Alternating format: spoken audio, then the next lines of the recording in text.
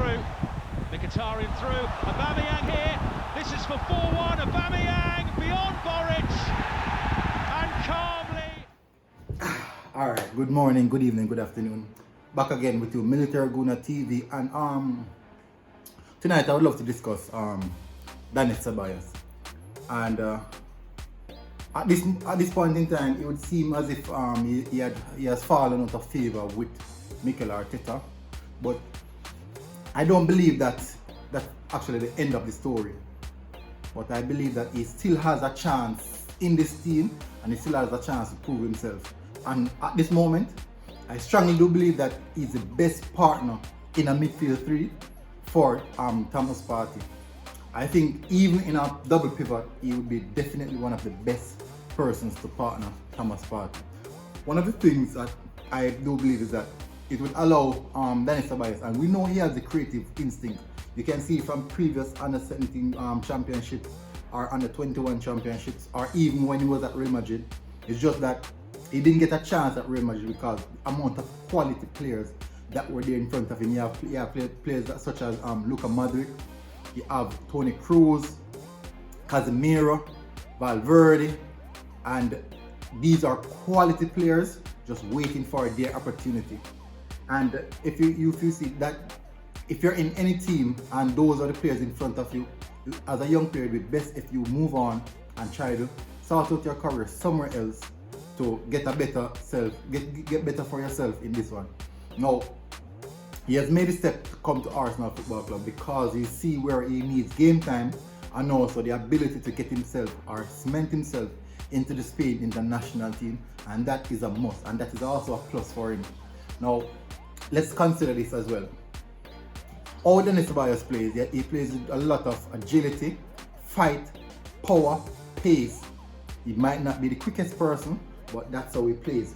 Now, we know El Nini is also a good partner for Thomas Partey because he has the ability to slot in the gap and do the defensive work that Thomas Partey does. And he also has the hinging and the pace and power to cover for Thomas Partey. But we need an enabler inside the midfield. Now, my best starting lineup would definitely include Dani Cebellos. This would be my starting lineup. This would be my best starting lineup.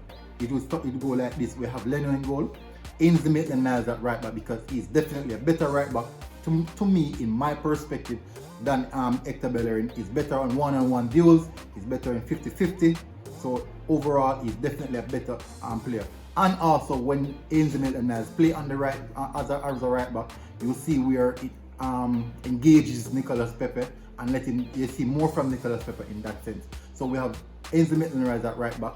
I would definitely love to see Saliba in the team, but for this moment in time, we haven't seen much of him. So I have to go with David Luiz and Gabriel as a central defensive midfield defender pairing, and Kieran Tierney at left back.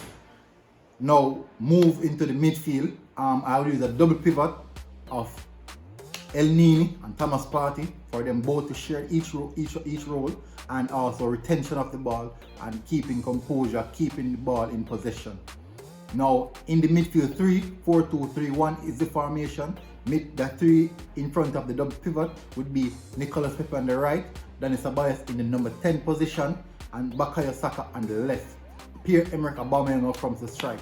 Many people say Dani Cebellos is not a number 10, but I can tell you, it is not only about being a number 10 and slotting inside the gap, but it's also being about football intelligence, also being about the ability to see the passes, the ability to see the passing lane, and those are some of the things that Dani Cebellos has.